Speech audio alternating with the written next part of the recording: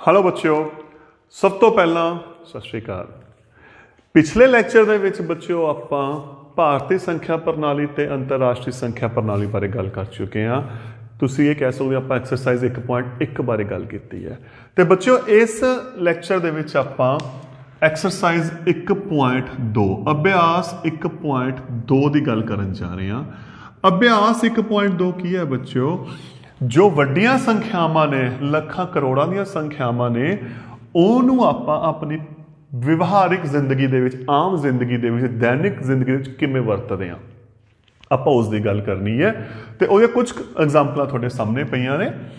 ਕਹਿੰਦੇ ਸਾਲ 1991 ਵਿੱਚ ਸੁੰਦਰ ਨਗਰ ਦੀ ਜਨਸੰਖਿਆ देखो चेक करो, 1000 ਤੇ ਲੱਖ ਦਾ ਕੌਮਾ ਆਪਾਂ ਗੱਲ ਕੀਤੀ ਸੀ, 2,35,471 ਸੀ ਤੇ 2000 ਤੱਕ ਇਸ ਵਿੱਚ 1000 ਦਾ ਕੌਮਾ ਆ ਗਿਆ ਬੱਚਿਓ।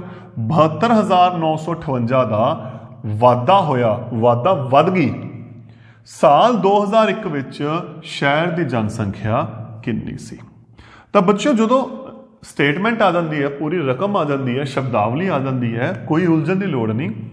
ਸਾਰਾ ਕੁਝ ਜਿਵੇਂ ਇੱਥੇ ਹੈਗਾ ਉਵੇਂ ਲਿਖਾਂਗੇ। ਦੇਖੋ 1991 ਵਿੱਚ ਜਿਵੇਂ ਇੱਥੇ ਲਿਖਿਆ ਹੋਇਆ, ਧਿਆਨ ਨਾਲ, ਸਾਲ 1991 ਵਿੱਚ ਸੁੰਦਰ ਨਗਰ ਦੀ ਜਨਸੰਖਿਆ ਜਿਵੇਂ ਇੱਥੇ ਹੈਗਾ ਬੱਚਿਓ ਉਵੇਂ ਲਿਖਣਾ, ਕੁਝ ਅਲੱਗ ਨਹੀਂ ਲਿਖਣਾ। ਕਿੰਨੀ ਹੈ? 2,35,471। ਠੀਕ ਹੈ। 2000 ਤੱਕ ਇਸ ਵਿੱਚ ਇੰਨਾ ਵਾਧਾ ਹੋਇਆ ਤਾਂ 2001 ਤੱਕ ਦੇਖੋ ਜਿਵੇਂ ਲਾਈਨ ਆ ਉਵੇਂ ਲਿਖ ਰਿਹਾ, ਵਾਧਾ ਹੋਇਆ। ਕਿੰਨਾ ਹੋਇਆ ਬੱਚਿਓ? 72,958। ਬਿਲਕੁਲ ਨੀਚੇ ਲਿਖਣਾ, ਦੇਖੋ ਇਹਦੇ 1000 ਕੌਮਾ 1000 ਕੌਮਾ, ਇੱਥੇ ਲੱਖ ਹੈ, ਇੱਥੇ ਲੱਖ ਨਹੀਂ ਹੈਗਾ, ਕੋਈ ਗੱਲ ਨਹੀਂ, ਤਾਂ ਇਹਦੇ ਨੀਚੇ ਜਗ੍ਹਾ ਖਾਲੀ ਆ ਗਈ। ਤਾਂ ਇੱਥੇ ਇਸ ਗੱਲ ਦਾ ਧਿਆਨ ਚ ਰੱਖਣਾ ਆਪਾਂ ਬਿਲਕੁਲ, ਔਰ ਜਗ੍ਹਾ ਦੇ ਨੀਚੇ ਜਗ੍ਹਾ ਲਿਖਣੀ ਹੈ। ਤਾਂ ਸਾਲ 2001 ਵਿੱਚ ਸ਼ਹਿਰ ਦੀ ਜਨਸੰਖਿਆ ਕਿੰਨੀ ਸੀ? ਹਾਂ ਬੱਚਿਓ ਵਾਧਾ ਹੋਇਆ। ਵਾਧੇ ਦਾ ਮਤਲਬ ਜਨਸੰਖਿਆ ਵੱਧ ਗਈ। ਕੀ ਹੋਇਆ? ਪਲੱਸ ਜਾਂ ਮਾਈਨਸ? ਪਲੱਸ। ਤਾਂ ਆਪਾਂ ਉਰੇ ਕੀ ਕਰ ਦਾਂਗੇ? ਜੋੜ ਦਾਂਗੇ। ਤਾਂ ਜੋੜ ਕੇ ਜੋ ਆ ਗਿਆ ਉਹ ਆ ਗਿਆ ਸਾਲ 2001 ਵਿੱਚ ਉਸ ਸ਼ਹਿਰ ਦੀ ਕਿੰਨੀ ਜਨਸੰਖਿਆ ਹੋਵੇਗੀ। ਆਪਾਂ ਜੋੜਦੇ ਹਾਂ। 1 ਤੇ 8 9, 7 ਤੇ 5 12, 2 ਹਸਲ ਆ ਗਈ 1, 1 ਤੇ 4 5, 5 ਤੇ 9 14 ਹਸਲ ਆ ਗਈ 1, 1 ਤੇ 5 6, 6 ਤੇ 2 8, 3 ਤੇ 7 10 0 ਹਸਲ ਆ ਗਈ ਬੱਚਿਓ 1, 2 ਤੇ 1 3। ਤਾਂ ਸ਼ਹਿਰ ਦੀ ਜਨਸੰਖਿਆ ਕਿੰਨੀ ਹੋਣੀ ਹੈ? 3,08,429। ਤਾਂ ਬੱਚੋ ਦੇਖੋ ਕੁਝ ਵੀ ਨਹੀਂ ਕੀਤਾ ਆਪਾਂ, ਜਿਵੇਂ ਰਕਮ ਹੈ ਉਹਦੇ ਹਿਸਾਬ ਨਾਲ ਚੱਲ ਰਿਹਾ, ਕੁਝ ਵੀ ਐਕਸਟਰਾ ਆਪਾਂ ਨਹੀਂ ਕਰ ਰਹੇ। ਸੇਮ ਚੀਜ਼ ਆਪਾਂ ਇੱਥੇ ਦੇਖੋ ਕੀ ਕਰ ਰਹੇ ਹਾਂ। ਸ਼ੇਖਰ ਇੱਕ ਮਸ਼ਹੂਰ ਕ੍ਰਿਕਟ ਖਿਡਾਰੀ ਹੈ, ਠੀਕ। ਉਸਨੇ ਟੈਸਟ ਮੈਚਾਂ ਵਿੱਚ ਹੁਣ ਤੱਕ 6980 ਰਨ ਬਣਾਏ, ਠੀਕ। ਤਾਂ ਇਹਦਾ ਮਤਲਬ ਹੁਣ ਤੱਕ ਬਿਲਕੁਲ ਜਿਵੇਂ ਲਾਈਨ ਹੈ ਉਵੇਂ ਲਿਖ ਰਿਹਾ, ਰਨ ਬਣਾਏ। ਕਿੰਨੇ ਬਣਾਇਆ ਬੱਚਿਓ? 6980। ਉਹ 10,000 ਰਨ ਪੂਰੇ ਕਰਨਾ ਚਾਹੁੰਦਾ ਹੈ, ਰਨ ਪੂਰੇ ਕਰਨਾ ਚਾਹੁੰਦਾ ਹੈ।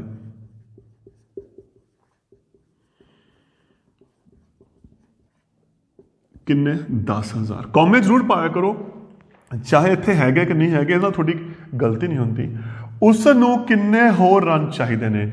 ਬੱਚਿਓ ਉਹਨੇ ਇੰਨੇ ਰਨ ਬਣਾ ਲਏ, ਇੱਥੋਂ ਤੱਕ ਪਹੁੰਚਣਾ ਹੈ ਤਾਂ ਕੀ ਕਰਾਂਗੇ ਆਪਾਂ? ਘਟਾ ਕਰਾਂਗੇ। ਹੁਣ ਆਪਾਂ ਨੂੰ ਪਤਾ ਛੋਟੀ ਚੋਂ ਵੱਡੀ ਦਾ ਨਹੀਂ ਘਟਾ ਹੁੰਦਾ, ਤਾਂ ਆਪਾਂ ਵੱਡੀ ਅਲੱਗ ਲਿਖ ਲਾਂਗੇ, ਘਟਾ ਛੋਟੀ ਆਪਾਂ ਇਹਦੇ ਨੀਚੇ ਲਿਖ ਲਾਂਗੇ, ਠੀਕ ਹੈ। 0 ਚੋਂ ਗਈ 0। ਹੁਣ ਆਪਾਂ ਨੂੰ ਪਤਾ ਹੈ ਬੱਚਿਓ 0 ਚੋਂ 8 ਨਹੀਂ ਘਟਦਾ ਕਿਉਂਕਿ 0 ਛੋਟੀ ਹੈ। ਤਾਂ 0 ਕੀ ਗਿਆ? ਇਹਦੇ ਕੋਲੇ ਗਿਆ ਕੁਝ ਲੈਣ ਲਈ ਵੀ ਭਾਈ ਇੱਕ ਉਧਾਰ ਕੋਈ 10 ਕੈਰੀ ਕਰਨਾ, ਨਹੀਂ ਹੋਇਆ। ਇਹ ਇਹਦੇ ਕੋਲੇ ਗਿਆ, ਇਹਨੇ ਦਿੱਤਾ, ਇਹਨੇ ਇੱਕ ਇਹਨੂੰ ਦਿੱਤਾ ਦੋਸਤੋ, ਇੱਥੇ ਆ ਗਿਆ 10। ਤਾਂ ਫਿਰ ਉਹ ਇਹਦੇ ਕੋਲ ਸੀ, ਇੱਕ ਇਹਨੇ ਦੇਤਾ 9, ਇਹਦੇ ਕੋਲ ਕਿੰਨੇ ਹੋ ਗਏ? 10। ਇਹਨੇ ਇਹਨੂੰ ਦੇਤਾ 9, ਇਹਦੇ ਕੋਲ ਬੱਚਿਓ ਕਿੰਨੇ ਹੋ ਗਏ? 10, ਠੀਕ ਹੈ। ਤਾਂ 10 ਦੇ ਵਿੱਚੋਂ 8 ਘਟਾਏ 2, 9 ਦੇ ਵਿੱਚੋਂ 9 ਘਟਾਈ 0, 9 ਦੇ ਵਿੱਚੋਂ 6 ਘਟਾਇਆ 3। ਤਾਂ ਇਹਦਾ ਮਤਲਬ ਸ਼ੇਖਰ ਨੂੰ 10,000 ਰਨ ਪੂਰੇ ਕਰਨ ਦੇ ਲਈ ਕੀ ਚਾਹੀਦਾ ਸੀ 3,020। ਦੋਸਤੋ ਘਟਾ ਦਾ ਧਿਆਨ ਰੱਖਣਾ ਹੈ। ਮੈਂ ਦੁਬਾਰਾ ਇਸ ਚੀਜ਼ ਨੂੰ ਐਕਸਪਲੇਨ ਕਰਦਾ, ਘਟਾ ਕਿਵੇਂ ਕਰਨਾ ਹੈ ਉਲਝਣ ਤੋਂ ਬਚਣ ਦੇ ਲਈ। 0 ਚੋਂ 0 ਘਟਾਇਆ, ਠੀਕ ਹੈ। ਹੁਣ ਆਪਾਂ ਨੂੰ ਪਤਾ ਹੈ ਇੱਥੇ 0 ਹੈ, 0 ਦੇ ਵਿੱਚੋਂ 8 ਨਹੀਂ ਘਟਦਾ ਹੈ ਨਾ, ਤਾਂ ਕੀ ਕਰੂਗਾ ਜਿਹੜਾ ਇਹ ਬੰਦਾ 0 ਵਾਲਾ ਹੋਊ, ਇਸ ਤੋਂ ਨਹੀਂ ਘਟਦਾ, ਇਹ ਇਸ ਕੋਲ ਗਿਆ। ਤੁਸੀਂ ਲਗਾ ਕੇ ਚੱਲੋ, ਉਰੇ ਆਪਣੇ ਕੋਲੇ 5 ਦੁਕਾਨਦਾਰ ਬੈਠੇ ਨੇ, ਇਹ ਇਸ ਦੇ ਕੋਲੇ ਗਿਆ ਵੀ ਮੈਨੂੰ ਇੱਕ ਉਧਾਰਾ ਦੇ ਤਾਂ ਕਿ ਮੈਂ 10 ਬਣ ਜਾ। ਇਹਦੇ ਕੋਲ ਵੀ ਕੁਛ ਨਹੀਂ ਸੀ, ਇਹ ਇਹਦੇ ਕੋਲੇ ਗਿਆ ਕਿ ਮੈਨੂੰ ਇੱਕ ਉਧਾਰਾ ਦੇ, ਮੈਂ ਨਾਲ ਵਾਲੇ ਬੰਦੇ ਨੂੰ ਇੱਕ ਦੇਣਾ, ਪਰ ਨਹੀਂ, ਇਹ ਇਹਦੇ ਕੋਲੇ ਗਿਆ ਤਾਂ ਫਿਰ ਕੀ ਕੀਤਾ, ਇਹਦੇ ਕੋਲ ਇੱਕ ਸੀ, ਇਹਨੇ ਇਹਨੂੰ ਦੇਤਾ, ਇਹ ਹੋ ਗਿਆ 10। ਇਹਦੇ ਕੋਲੇ ਆ ਬੈਠਾ ਸੀ, ਇਹਨੇ ਇਹਨੂੰ ਦੇਤਾ ਇੱਕ ਆਪ ਦੋ, ਇਹ ਹੋ ਗਿਆ 10। ਇਹਦੀ ਦੁਕਾਨ ਤੇ ਆ ਬੈਠਾ ਸੀ, ਇਹਨੇ ਇਹਨੂੰ ਦੇਤਾ, ਇਹ ਹੋ ਗਿਆ 10, ਇਹ ਹੋ ਗਿਆ 9। ਤਾਂ ਇਹਦਾ ਆਹ ਸਿਸਟਮ ਹੁੰਦਾ ਹੈ ਘਟਾ ਨੂੰ ਧਿਆਨ ਦੇ ਵਿੱਚ ਰੱਖਣ ਦੇ ਲਈ। ਨਾਲੇ ਇੱਕ ਐਕਟੀਵਿਟੀ ਹੋ ਗਈ, ਨਾਲੇ ਘਟਾ ਦਾ ਘਟਾ ਹੋ ਗਿਆ। ਤਾਂ ਹੁਣ ਦੇਖੋ ਆਪਾਂ ਘਟਾਇਆ 10 ਚੋਂ 8 2, 9 ਚੋਂ 9 ਗਈ 0, 9 ਚੋਂ 6 ਗਿਆ 3। ਤਾਂ ਇਹ ਸੀ ਆਪਣੀਆਂ ਦੋ ਉਦਾਹਰਨਾਂ ਜਿਸ ਤੇ ਆਪਾਂ ਗੱਲ ਕਰ ਰਹੇ ਸੀ। ਹੁਣ ਆਪਾਂ ਅਗਲੀ ਉਦਾਹਰਨ ਤੇ ਗੱਲ ਕਰਦੇ ਹਾਂ।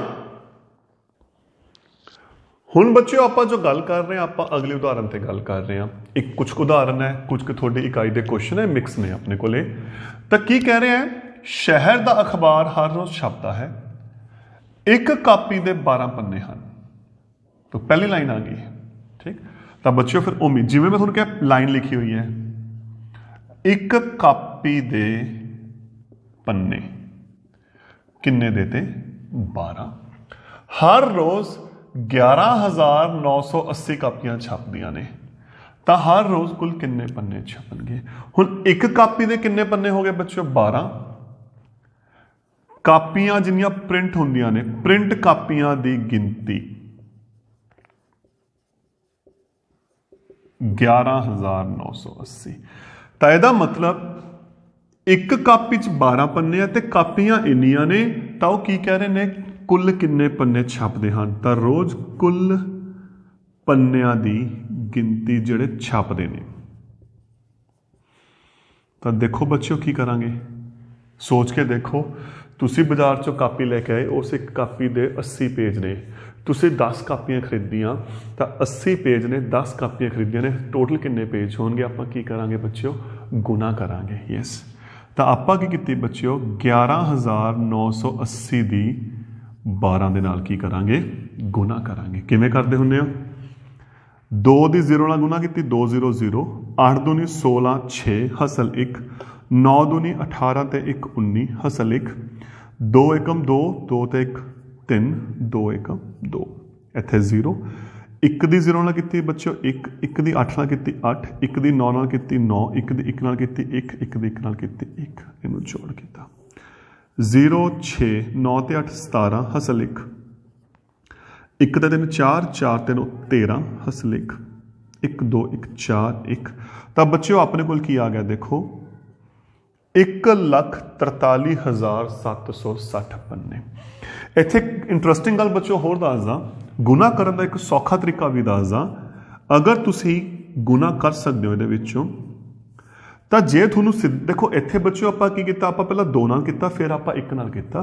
ਪਰ ਜੇ ਬੱਚਿਓ ਆਪਾਂ ਨੂੰ ਸਿੱਧਾ 12 ਦਾ ਪਹਾੜਾ ਆਉਂਦਾ ਹੈ, 12 ਦਾ, ਤਾਂ ਆਪਾਂ ਨੂੰ ਸਿੱਧਾ ਵੀ ਹੱਲ ਕਰ ਸਕਦੇ ਹਾਂ। ਕਿਵੇਂ, 12 ਦੀ 0 ਨਾਲ ਗੁਣਾ ਕੀਤੀ 0, 12 8 96 6 ਹਸਲ ਆ ਗਈ 9, 12 9 108, 108 ਤੇ 9 117 ਹਸਲ ਆ ਗਈ 11, 12 ਏਕਮ 12, 12 ਤੇ 11 ਬੱਚਿਓ 23, 3 ਹਸਲ ਆ ਗਿਆ 2, 12 ਏਕਮ 12, 12 ਤੇ 2 14। ਚੈੱਕ ਕਰਕੇ ਦੇਖੋ ਬੱਚਿਓ।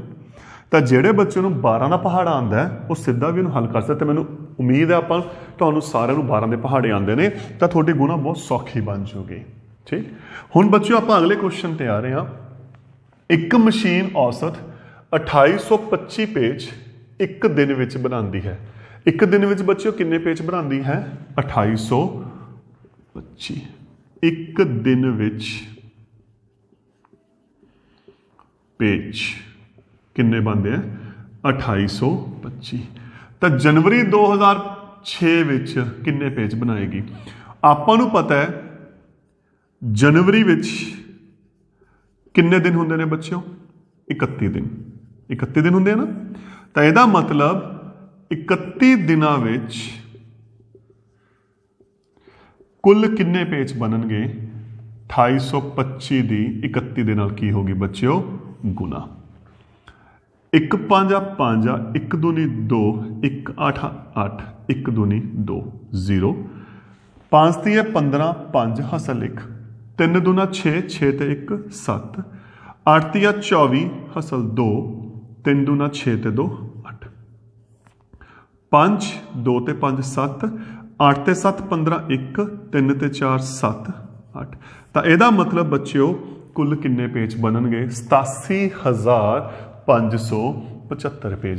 तो बच्चों क्वेश्चन की है, एक व्यापारी कोले 78,592 रुपए सन, उसने 1200 रुपए प्रति रेडियो सैट के रेट नाल 40 रेडियो सैट खरीदने का ऑर्डर किया। प्रति रेडियो सैट 12 सी बच्चों, तो कुल किन्ने रेडियो सैट उन्हें खरीदे बच्चे? 40। तो कुल किन्ने रुपए बचे? तो सब तो पहला देखो उन्हें की किया, उहदे कोल की सी? पहली लाइन की कह रही है? कुल रुपये। तो कुल रुपये बच्चों उहदे कोल किन्ने सी? 78,592। ठीक है। तो ऑर्डर दिता उन्हें रुपए 1200 प्रति रेडियो सैट। प्रति रेडियो सैट का मतलब बच्चों एक रेडियो सैट का जिहड़ा मुल है किन्ना हो गया? 1200। ते कुल किन्ने खरीदे ने उन्हें? 40। किन्ने का ऑर्डर दिता है? 40 का। तो 40 रेडियो सैटां का मुल का की हो बच्चों? 40 नाल आपां इत्थे की कर दांगे? गुना। तो सौखा बनाने लई देखो एक और जीरोआं छड्ड दो, 12 चौके 48 तो टोटल 2 जीरोआं इत्थे, एक इत्थे है, 3 जीरोआं आ गईयां। तो इहदा मतलब बच्चों की है, जिहड़ा रेडियो सैट है जदों उन्हें 40 रेडियो सैट का ऑर्डर दिता तो उन्होंने किन्ने रुपए देने पैणगे? 48,000 रुपए। असल दे विच बच्चों उहदे कोल किन्ने रुपये सी? 78,592। तो उहदे कोले फिर बच्चों किन्ने रुपए बचणगे? बचे हुए रुपए किन्ने रुपए बचणगे? इन्ने उहदी जेब च सी 78,592। 48,000 ने रेडियो ले ले, ऑर्डर देता, तो जो पिछे बच गया घटा करके वो अपने को की आ जाना है? आंसर आ जाना है। 2 चो 0 घटाई 2, 9 चो 0 घटाई 9, 5 चो 0 घटाए 5, 8 चो 8 घटाया 0, 7 चो 4 घटाया 3। तो यदा मतलब उस व्यापारी कोले बच्चों किन्ने रुपए बचनगे? 30,592 रुपये। मैं अगले क्वेश्चन ते आ रहा बच्चों, कहते एक कमीज सिउण लई 2 मीटर 15 सेंटीमीटर का कपड़ा चाहिए। तो यदा मतलब एक कमीज लई लोड़ींदा कपड़ा 2 मीटर 15 सेंटीमीटर। तो बच्चों क्वेश्चन को सौखा बनाने लई की करांगे? आपां इहनूं सेंटीमीटर च बदल दांगे। तो आपां जानते हाँ 1 मीटर दे विच किन्ने सेंटीमीटर हुंदे है? 100 सेंटीमीटर हुंदे है। तो 2 मीटर दे विच किन्ने हो गए? 2 गुना 100 सेंटीमीटर प्लस 15 सेंटीमीटर बच्चों आ रहे। तो अपने कोले कुल किन्ने सेंटीमीटर हो गए? 2 गुना 100 200, 15 बच्चों आ रहे। तो बच्चों अपने कोले 215 सेंटीमीटर कपड़ा चाहिए एक कमीज के लिए। लेकिन 40 मीटर कपड़ा अपने को कुल है। कहते 40 मीटर कपड़े में कितनियां कमीजा बनाई जा सकदियां हन? तो बच्चों कुल कपड़ा अपने को किन्ने? 40 मीटर। तो मीटर नूं आपां की करांगे? सेंटीमीटर च बदल दांगे। हुण 1 मीटर दे विच बच्चों किन्ने सेंटीमीटर हुंदे आ? 100। तो 40 दे विच किन्ना हो गया? 4000 सेंटीमीटर। हुण बच्चों आपां की पता करनी है? किन्नियां कमीजां? कमीज़ां दी गिनती असल बच्चों जिहड़ी गल आपां पता करनी है। तो इहदे लई अपने कोल की है? देखो कुल कपड़ा 4000 सेंटीमीटर, एक कमीज लई कितना कपड़ा वरत्या जाऊगा? 215। तो बच्चों कमीज़ां दी गिनती पता करनी है, उहदे लई आपां की करांगे? इन्हां दी वंड करांगे। तो 215 नूं बच्चों आपां की करांगे? 4000 दे नाल वंड करांगे। वंड करती जावे। 215 नूं 4000 दे नाल वंडिया। 215 एकम 215 माइनस 0 चो 5 नहीं माइनस होंदा, आपां घटा बारे गल कीती हुई है। तो ये बच्चों ये कोले गया, उरे किन्ने हो गए, कुछ भी नहीं, ये कोले गया, उरे हो गए 3, इन्हें एक दिता, उरे 10 ने, इन्हें एक इनू देता बच्चों 9, इत्थे कितना हो गया 10। तो 10 चो 5 गए 5, 9 चो 1 गया 8, 3 चो 2 गया 1। हुण 215 के बच्चों किन्ने नाल गुना करिए कि 1850 आवे या उस तो घट संख्या आवे। ये तरीका दसदा मैं तुहानूं बच्चों, थोड़ा जिहा आइडिया। हुण तां आपां नूं कल्ला कल्ला चैक करना पऊगा, नहीं ना तुसीं इहनूं देखो 2 नूं, उरे इहदा शुरू च देखो, क्योंकि एक दा वंडिया नहीं जांदा, इत्थे 2 है बच्चों, इत्थे की है 18 है ना। तो 2 का पहाड़ा 18 तक पढ़ के देखो, 9 दूनी 18। तो यह मतलब जी ये संख्या है ये 9 या 8 उस तो एक घट वो नेड़े तेड़े जाऊगी। आप चेक करते हैं बच्चों, 215 नूं 8 नाल वंडिया गुना की, 8 5 40 4 1 कितना आ गया 1720। जे आप बच्चों 9 नाल चेक करांगे, 9 5 45 4, 9 एकम 9, 4 13 1, 18 ते 1 19। देखो ध्यान। तो एक तरीका होंगे, कल्ले कल्ले लोड़ नहीं होंगी बच्चों, सिर्फ पहला ते तो पहला ते दूसरा देख ला करो। तो देखो ये किन्ने ते गया अपने कोले 8 ते गया, किन्ना आ गया 1720। हुण इहनूं घटा किता 0, 5 चो 2 गए 3 1। तो यदा मतलब की हो गया बच्चों, जदों आपां इहनूं वंडिया पूरा नहीं वंडिया जाता तो अपने कोल की आ गया 18 तक कमीज़ां पूरियां तैयार होणगियां सब तो पहला, है ना। किन्नियां ते किन्ना कपड़ा बच गया, जिन्ना उरे बाकी है 130 सेंटीमीटर कपड़ा वो की है बच्चों बाकी बचे। तो अपने दोनों क्वेश्चन का आंसर आ गया, जिन्ना तो वंडिया गया वो तो हो गया कमीज़ां, किन्नियां कमीज़ां हो गया बच्चे अपने को 18, तो किन्ना बाकी आ गया 130 सेंटीमीटर। तो यह सी अपना क्वेश्चन। हुण आपां बच्चों दी अगली उदाहरण की गल करते हैं। बच्चा हुण आपां अगली उदाहरण के रूप से क्वेश्चन होर लेके चल रहे हैं इकाई का। तो आपां उरे 11वें क्वेश्चन की गल कर रहे हैं। क्वेश्चन की है बच्चों, एक विद्यार्थी के घर और स्कूल की दूरी 1 किलोमीटर 8.75 मीटर है। मतलब की है बच्चों, स्कूल तो घर मान लो इत्थे, तो एक बार की जिहड़ी दूरी है 1 किलोमीटर 875 मीटर है आपस में दूरी। वह हर रोज़ यह दूरी 2 बार तय करता है। एक बार घर तो स्कूल आया, एक बार स्कूल तो घर आया, 2 बार बच्चों ने दूरी तय की। 6 दिनों में वह कुल कितनी दूरी तय करेगा। हाँ बच्चों फिर किमें करांगे आप, देखो इनू। तो आप की कर रहे हैं, स्कूल तो घर की दूरी आही कहा ना आप, देखो पहली लाइन 1 किलोमीटर 875 मीटर।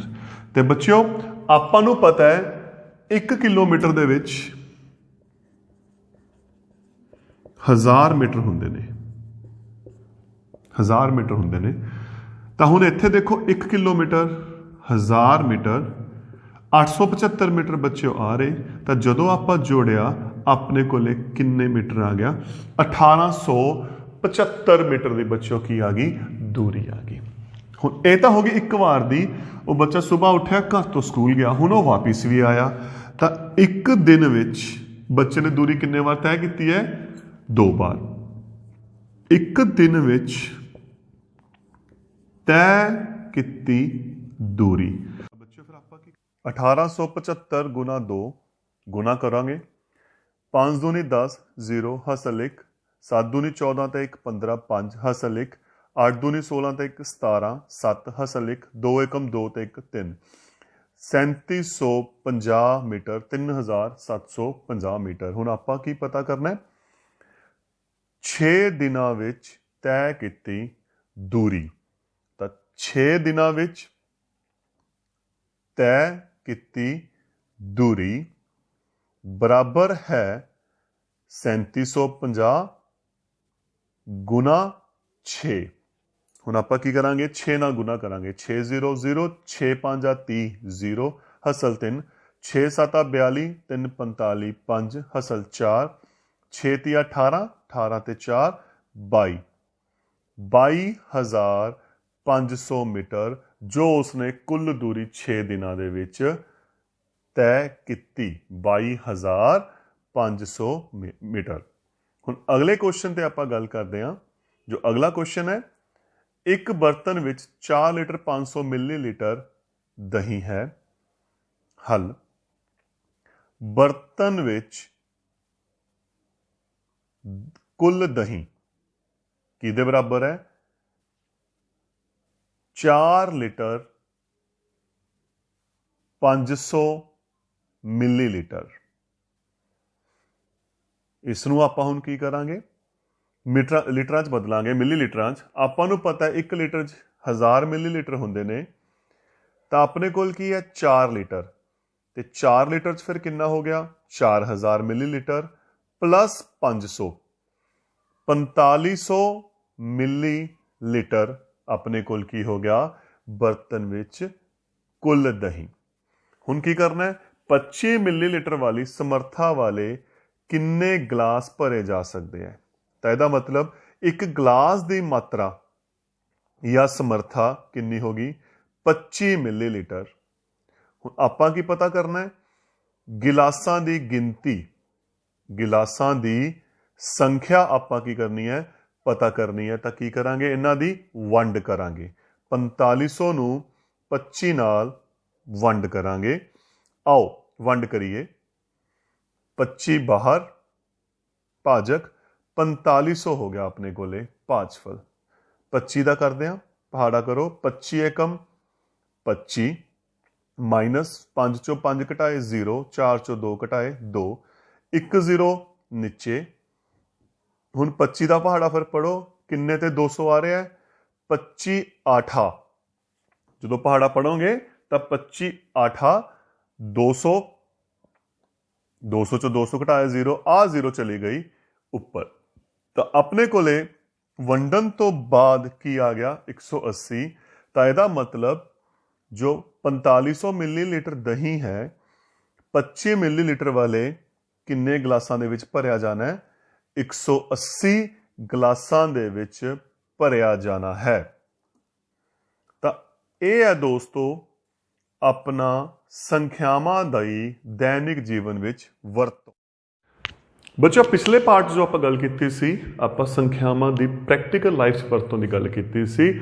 ਆਪਣੀ ਆਮ ਜ਼ਿੰਦਗੀ ਦੇ ਵਿੱਚ ਸੰਖਿਆਵਾਂ ਕਿੱਥੇ ਵਰਤੀਆਂ ਜਾਂਦੀਆਂ, ਆਪਾਂ ਉਸ ਦੀ ਗੱਲ ਕੀਤੀ ਸੀ। ਬੱਚਿਓ, ਅੱਜ ਜੋ ਮੈਂ ਹੁਣ ਗੱਲ ਕਰਨ ਜਾ ਰਿਹਾ, ਇੱਥੇ ਜੋ ਮੈਂ ਗੱਲ ਕਰਨ ਜਾ ਰਿਹਾ ਇਸ ਪਾਰਟ ਦੇ ਵਿੱਚ, ਉਹ ਮੈਂ ਗੱਲ ਕਰਨ ਜਾ ਰਿਹਾ ਬ੍ਰੈਕਟਾਂ ਦੀ ਵਰਤੋਂ ਦੀ। ਕਿਉਂਕਿ ਮੈਥ ਦੇ ਵਿੱਚ ਜਦੋਂ ਆਪਾਂ ਕੈਲਕੂਲੇਸ਼ਨ ਕਰਨੀ ਹੈ, ਆਪਣੀ ਜ਼ਿੰਦਗੀ ਦੇ ਵਿੱਚ ਸਮੱਸਿਆਵਾਂ ਨੂੰ ਹੱਲ ਕਰਨਾ ਹੈ ਬੱਚਿਓ, ਤਾਂ ਆਪਾਂ ਨੂੰ ਬ੍ਰੈਕਟਸ ਦੀ ਬਹੁਤ ਜ਼ਰੂਰਤ ਪੈਂਦੀ ਹੈ।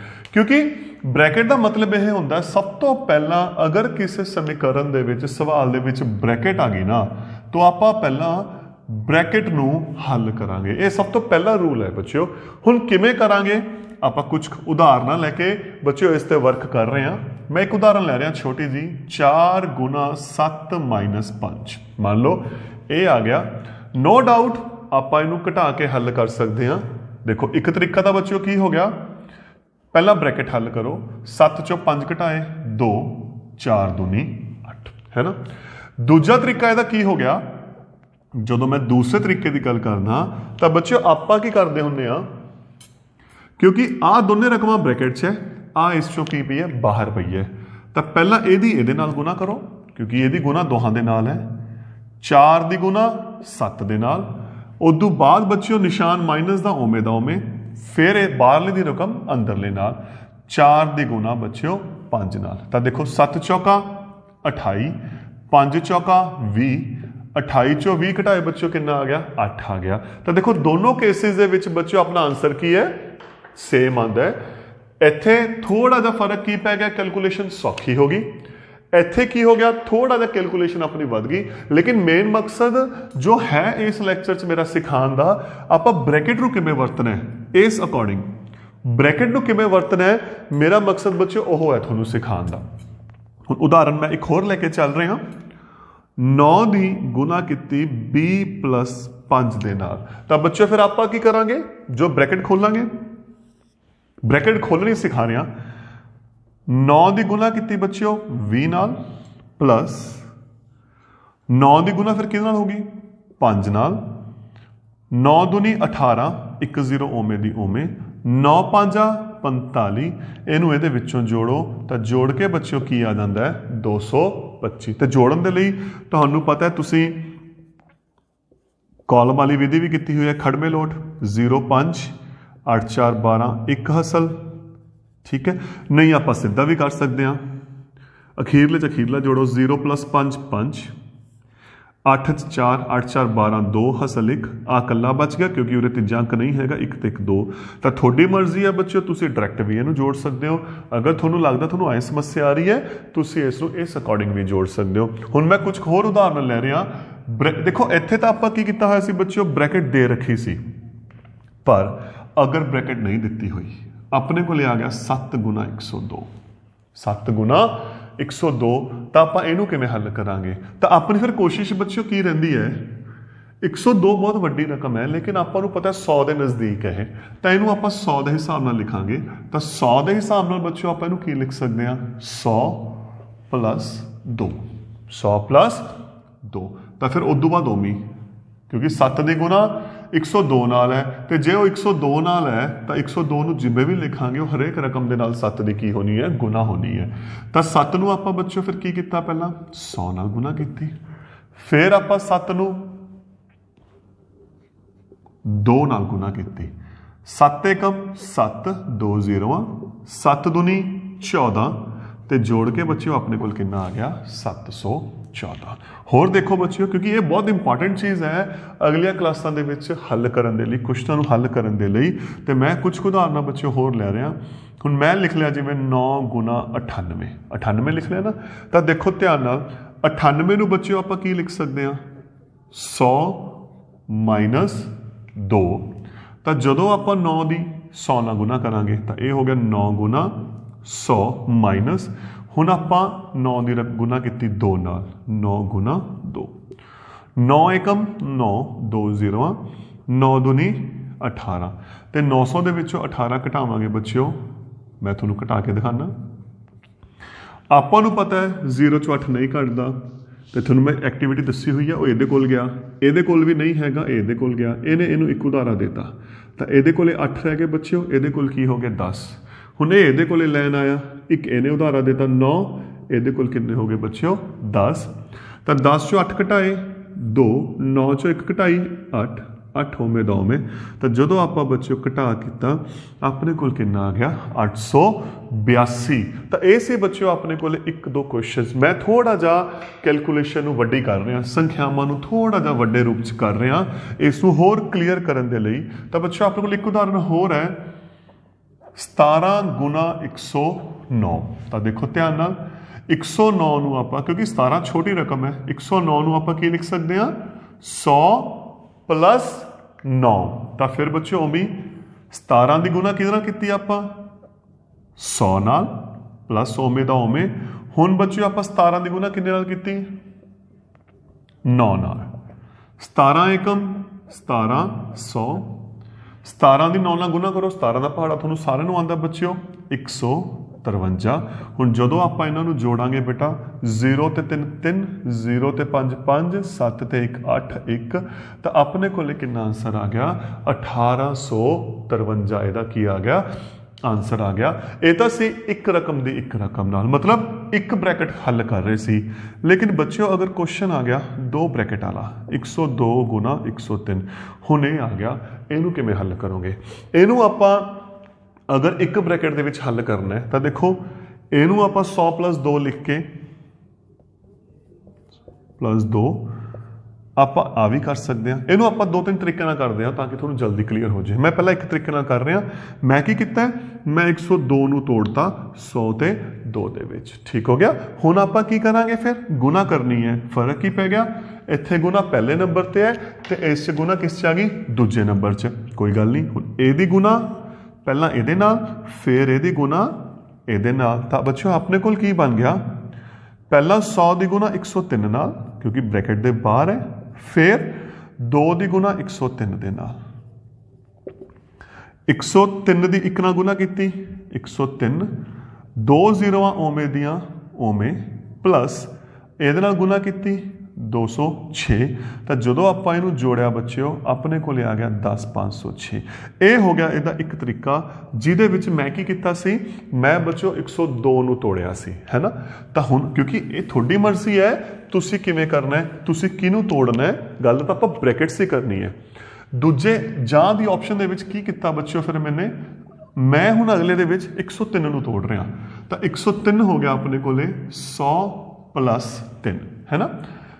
ਤਾਂ ਫਿਰ 102 ਦੀ ਪਹਿਲਾਂ 100 ਨਾਲ ਗੁਣਾ, 102 ਦੀ 100 ਨਾਲ ਗੁਣਾ, ਫਿਰ 102 ਦੀ 3 ਨਾਲ ਗੁਣਾ, 3 ਨਾਲ ਗੁਣਾ, 102 ਏਕਮ 102 2 ਜ਼ੀਰੋਆਂ, ਇਹਦੀ ਗੁਣਾ ਕੀਤੀ 306 ਤੇ ਜਦੋਂ ਜੋੜਿਆ ਬੱਚਿਓ ਆਪਣੇ ਕੋਲ ਕੀ ਆ ਗਿਆ 10,506। ਆਨਸਰ ਤੇ ਕੋਈ ਫਰਕ ਨਹੀਂ ਪੈਂਦਾ। ਇੱਕ ਤਰੀਕਾ ਹੋਰ ਵੀ ਹੈ ਹੁਣ ਇਹਦਾ ਜੋ ਆਪਾਂ ਗੱਲ ਕਰਨੀ ਹੈ। ਇੱਥੇ ਤਾਂ ਆਪਾਂ ਬੱਚਿਓ ਇੱਕ ਇੱਕ ਰਕਮ ਤੋੜੀ ਸੀ, ਚਾਹੇ ਮੈਂ ਪਹਿਲੀ ਤੋੜੀ ਹੈ ਚਾਹੇ ਆਪਾਂ ਦੂਸਰੀ ਰਕਮ ਤੋੜੀ ਹੈ, ਲੇਕਿਨ ਹੁਣ ਜਿਹੜੀ ਆਪਾਂ ਗੱਲ ਕਰਾਂਗੇ ਆਪਾਂ ਦੋਨਾਂ ਨੂੰ ਤੋੜਾਂਗੇ। ਕਿਵੇਂ? 102 ਨੂੰ ਆਪਾਂ ਅਲੱਗ-ਅਲੱਗ ਕੀਤਾ ਦੋ ਸੰਖਿਆਵਾਂ 'ਚ, ਉਹ ਹੋ ਗਿਆ 100 + 2। 103 ਨੂੰ ਕੀਤਾ 100 + 3। ਹੁਣ ਇਹਨੂੰ ਕਿਵੇਂ ਹੱਲ ਕਰਾਂਗੇ? ਫਰਕ ਕੀ ਸੀ?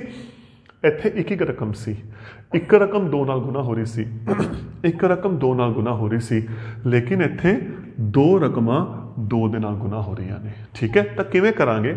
ਤਰੀਕਾ ਦੇਖੋ, ਪਹਿਲਾਂ ਪਹਿਲੀ ਰਕਮ ਹੈ ਨਾ, ਆਪਾਂ ਪਹਿਲੀ ਰਕਮ ਨੂੰ ਦੋਹਾਂ ਦੇ ਨਾਲ ਗੁਣਾ ਕਰਾਂਗੇ। ਦੇਖੋ 100 ਦੀ 100 ਦੇ ਨਾਲ ਪਲੱਸ 100 ਦੀ 3 ਦੇ ਨਾਲ, ਹੋ ਗਿਆ ਪਹਿਲੀ ਰਕਮ ਦੀਆਂ 2 ਨਾਲ। ਉਦੋਂ ਬਾਅਦ ਬੱਚੋ ਹੁਣ ਵਾਰੀ ਆ ਗਈ ਦੂਜੀ ਦੀ, ਤਾਂ ਇਹਦੀ ਪਹਿਲਾਂ ਇਹਦੇ ਨਾਲ ਫਿਰ ਇਹਦੀ ਇਹਦੇ ਨਾਲ, 2 ਦੀ 100 ਦੇ ਨਾਲ, 2 ਦੀ 3 ਦੇ ਨਾਲ, 1 ਏਕਮ 1 4 ਜ਼ੀਰੋਆਂ, 3 ਏਕਮ 3 2 ਜ਼ੀਰੋਆਂ, 2 ਏਕਮ 2 2 ਜ਼ੀਰੋਆਂ, 3 ਦੂਣਾ 6 ਤੇ ਜਦੋਂ ਜੋੜ ਕੀਤਾ ਆਪਣੇ ਕੋਲ ਆਨਸਰ ਆ ਗਿਆ 10,506। ਤਾਂ ਇਹ ਸੀ ਬੱਚਿਓ, ਇਹਨੂੰ ਆਪਾਂ 3 ਵਿਧੀਆਂ ਨਾਲ ਹੱਲ ਕੀਤਾ ਹੈ। ਆਪਾਂ ਚਾਹੇ ਪਹਿਲੀ ਰਕਮ ਨੂੰ ਅਲੱਗ-ਅਲੱਗ ਕਰਤਾ, ਦੂਸਰੀ ਰਕਮ ਨੂੰ ਅਲੱਗ-ਅਲੱਗ ਕਰਤਾ, ਜਾਂ ਦੋਨੇ ਰਕਮਾਂ ਨੂੰ ਕੀ ਕੀਤਾ ਹੈ